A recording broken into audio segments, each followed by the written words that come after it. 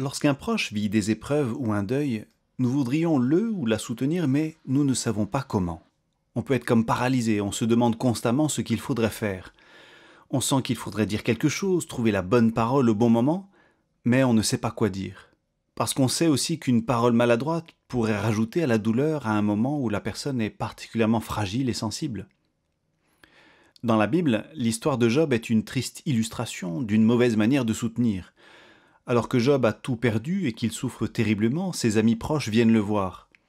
Mais lorsqu'il émet des doutes sur la justice et la bonté de Dieu, le réflexe, c'est de défendre Dieu. Au lieu de compatir avec la souffrance de leur ami, ils partent dans de l'argumentation théologique.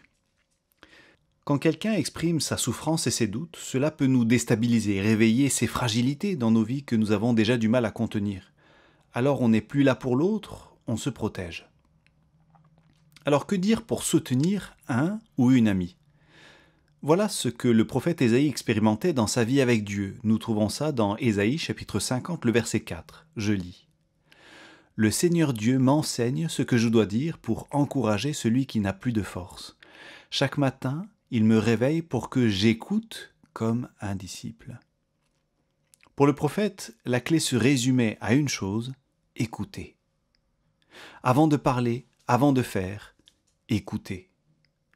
C'est écouter Dieu dans ce qu'il nous dit, car il désire nous parler, dans la prière, dans la Bible, et ainsi faire des réserves de bénédictions à partager. Et c'est écouter l'autre dans ce qu'il vit, sans nécessairement devoir être capable d'avoir réponse et solution à tout. C'est accueillir sa souffrance et ses doutes, quels qu'ils soient. Écouter, c'est déjà aider.